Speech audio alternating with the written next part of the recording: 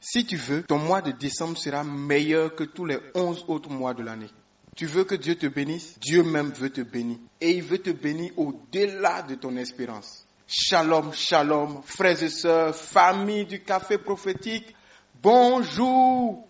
Je suis heureux de vous retrouver aujourd'hui, mardi 3 décembre 2024. Nous sommes à notre rendez-vous du matin au café prophétique. Je suis votre frère Todd Eli, frère du Christ, Fils de Dieu le Père, dans le Fils unique Jésus-Christ, apôtre de l'Évangile. Mettons-nous en présence du Seigneur, adorons son saint nom, au nom du Père et du Fils et du Saint-Esprit. Amen. Jour 2 de notre semaine de jeûne et de prière. Que Dieu vous bénisse au nom de Jésus. Tout ce que Dieu commence, il achève avec excellence. Seigneur, nous te donnons toute la gloire. Merci pour ce jour 2 de ce temps de jeûne à eau que tu nous donnes de faire. Merci pour ce mois de décembre 2024. Merci pour tous les 11 premiers mois que nous avons déjà connus jusqu'ici. Merci parce que tu vas faire pour nous en ce mois de décembre mieux que ce que tu as fait déjà de janvier jusqu'à novembre. Merci pour les surprises agréables que tu as en chemin pour nous. Merci pour les chants d'action de grâce que tu réserves à nos lèvres. Merci Jésus. Merci pour ce jour. Merci pour tout ce que nous allons avoir à faire et à dire. Et merci pour tous les retours que nous aurons. Nous savons, ô Seigneur, que tu es avec nous et que ça sera magnifique à la fin. Car tu es le bâtisseur de nos vies et c'est toi qui fais toutes choses à merveille. C'est toi qui libères les prisonniers. C'est toi qui nous fais marcher sur les eaux. C'est toi, Seigneur, qui nous positionne là où les gens ne nous attendent pas. Là où nous-mêmes, nous n'avons pas espéré être. C'est toi qui nous redonnes la vie. Là où la mort a frappé. Où nous-mêmes, nous n'espérons même plus la résurrection. Merci. Aucun autre que toi, Jésus. Aucun autre. Et sois loué, Seigneur Jésus. Alléluia. Reçois la gloire, Jésus. Ton nom est plus doux qu'une source d'eau qui coule dans notre âme. Jésus, le réconfort des opprimés, le pansement de nos blessures. Jésus, le bon berger. Jésus, notre grand frère. Jésus, notre bien précieux, notre porte de gloire. Jésus, sois adoré, sois magnifié. Shalaka failabos kidi prababala shigidi galabros adabakala faidados. Merci Seigneur pour tes enfants. Au café prophétique, au Gabon, au Cameroun, en RD Congo, Congo-Brazzaville. Merci pour la Côte d'Ivoire, pour le Sénégal. Merci pour le Burkina, le Nigeria, le Bénin, le Mali. Merci pour le Tchad. Merci pour le Niger. Merci pour le Togo. Merci pour le Maroc. Merci pour la Guinée, Conakry. Merci, Seigneur. Pour tous les pays, nous sommes suivis. Le Cameroun. Merci, Jésus. Pour la Suisse, la Suède. Merci, Seigneur. Pour l'Angleterre, le Canada, les États-Unis, le Koweït, la France. Merci, Seigneur. Pour le Liban, la Belgique. Merci, Jésus, pour l'Allemagne, l'Italie et tous les autres pays, Seigneur, dans lesquels nous sommes suivis. Je te recommande tous tes enfants connectés au programme de café prophétique dans ces pays. Bénis-les. Bénis-les, Seigneur. L'Australie, Bénis-les, Seigneur. Merci, Jésus.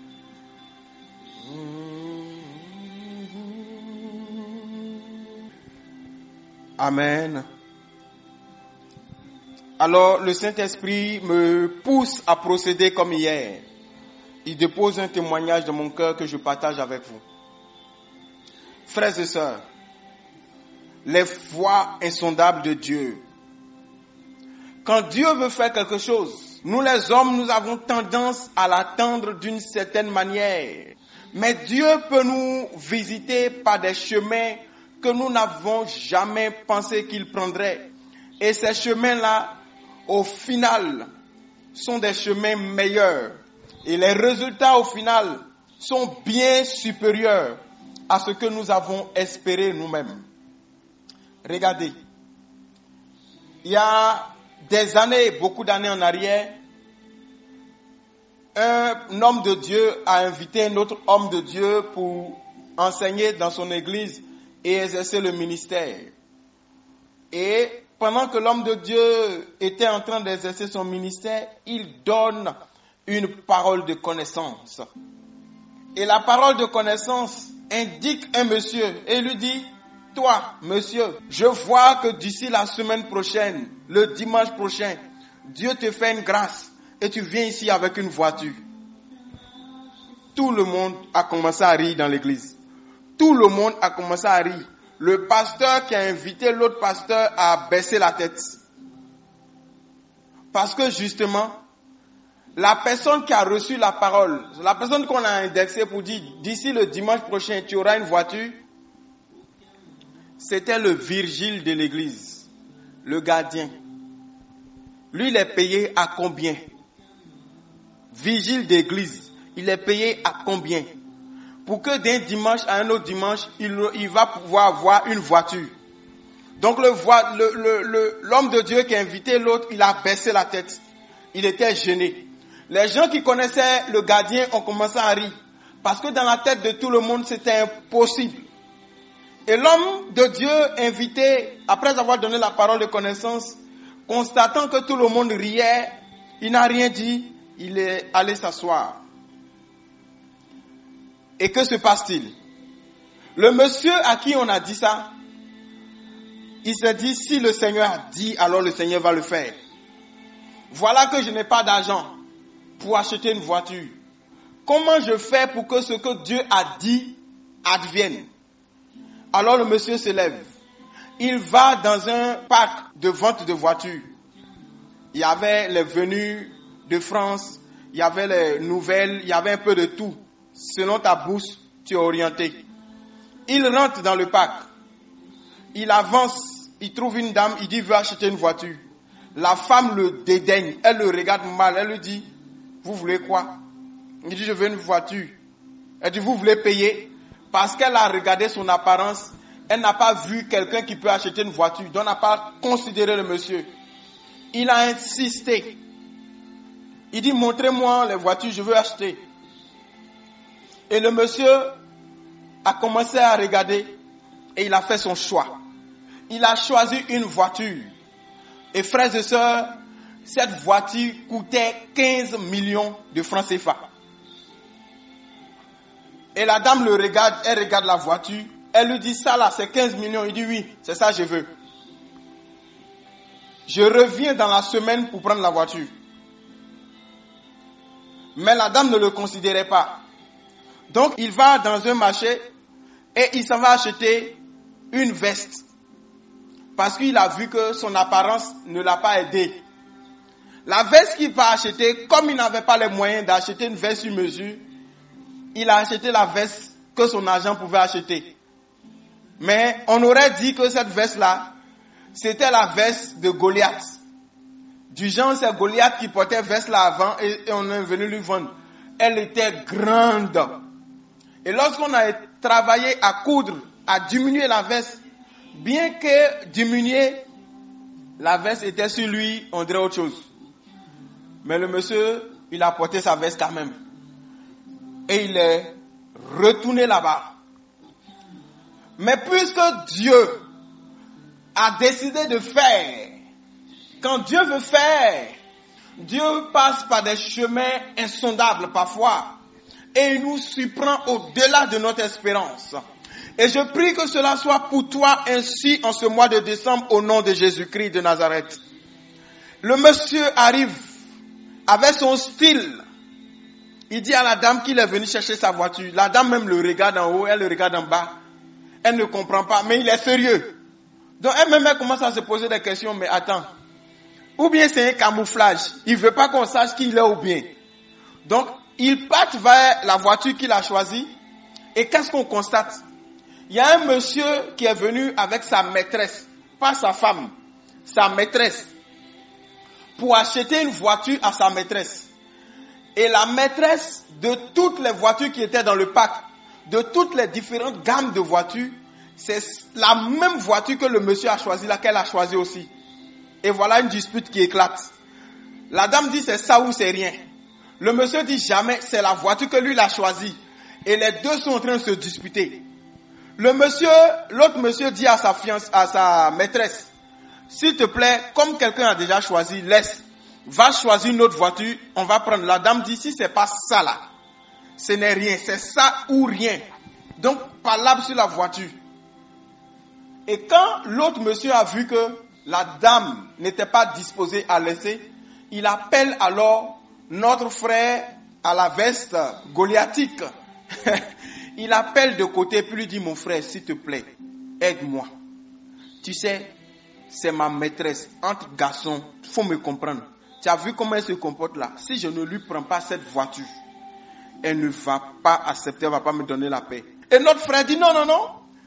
Lui, il a quoi à voir avec? Lui, c'est cette voiture-là que lui, il a choisi, c'est ce qu'il veut. Et le monsieur commence à négocier avec lui. Or, le monsieur était un ministre du pays à l'époque. Le monsieur dit, ok, mon frère, comme la dame dit c'est ça là, et que toi tu avais déjà choisi ça, s'il te plaît, faisons un deal. Laisse-moi prendre cette voiture-là. Toi, choisis une autre voiture de ton choix. Je te paye ça.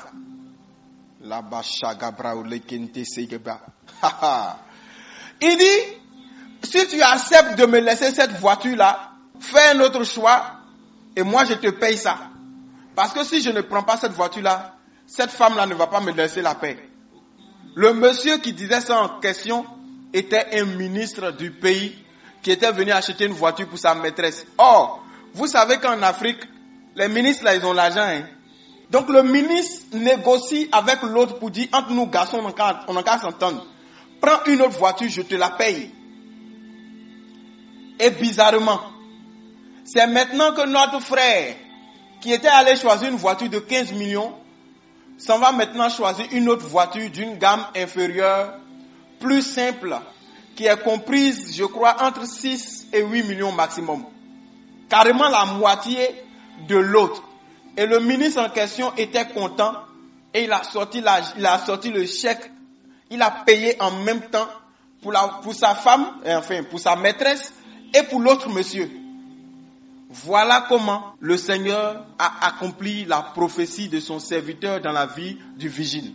Frères et sœurs, vous et moi, humains, rationnels, logiques, réfléchis, on aurait tout pensé sauf ça.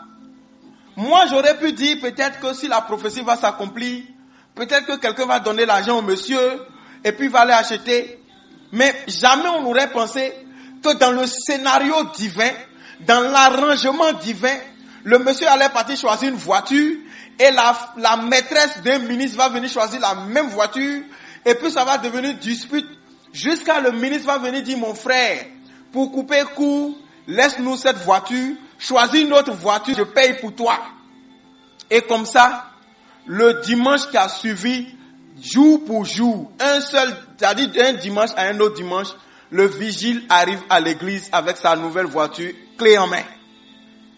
Et le vigile dit, il a un témoignage à rendre. Tout le monde le regarde. Toi, tu veux dire quoi? Il prend et puis dit, dimanche passé, quand l'homme de Dieu est venu, il a dit que j'aurai une voiture d'ici ce dimanche. Tout le monde a ri. Personne n'y croyait. Mais moi, j'ai cru. Et voici ce qui s'est passé. Voici ma voiture. Voilà la clé de ma voiture. Alléluia. Kalabashigidi bradaba.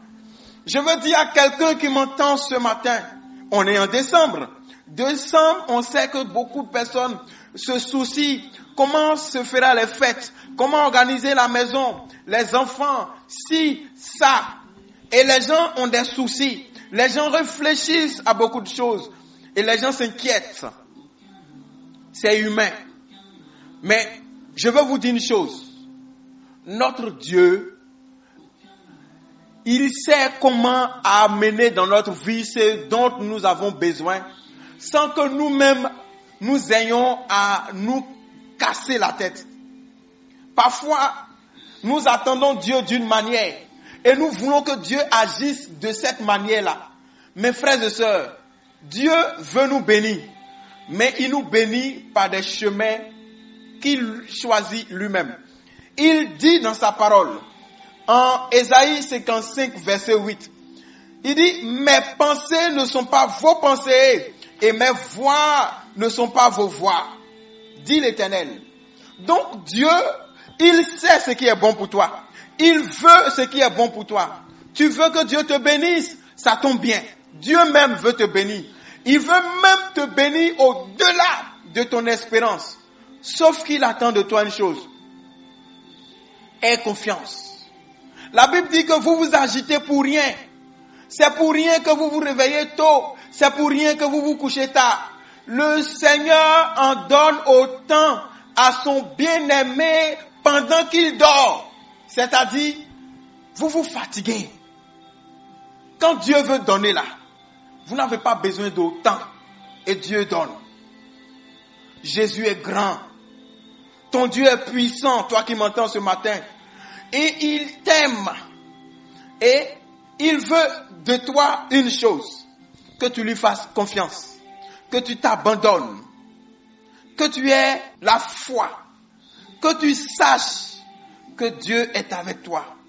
Que Dieu va faire. Et que tu sois tranquille, serein ou sereine, sachant que ton Dieu fera pour toi ce qu'il y a de bon.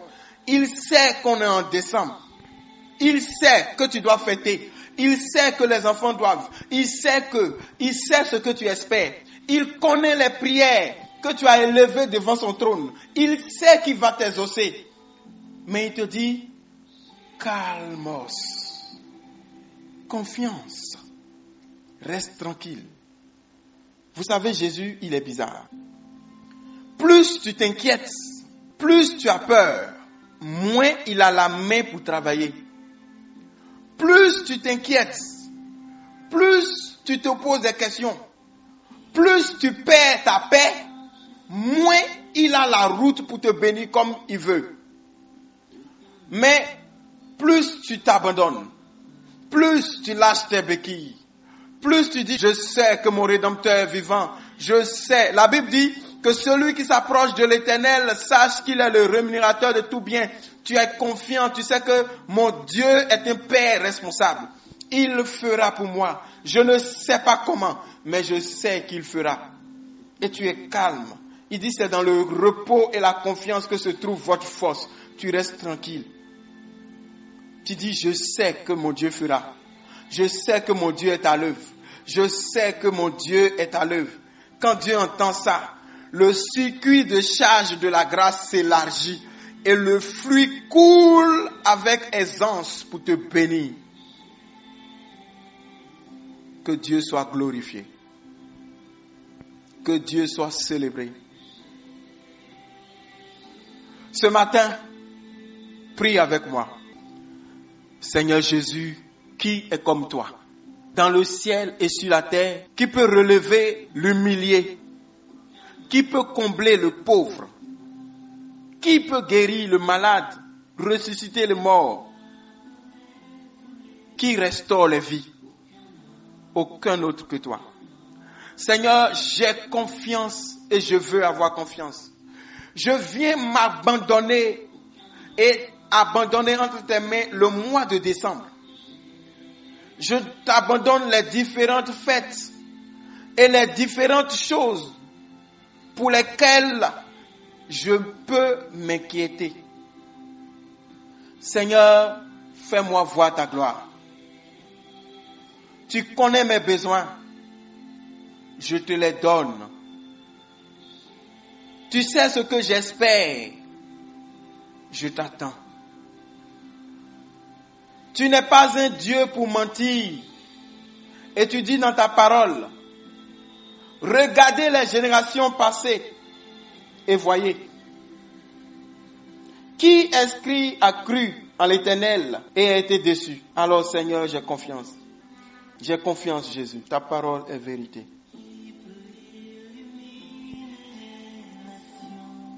C'est toi qui illumines les nations, illumine ma vie, illumine ma famille, illumine nos projets.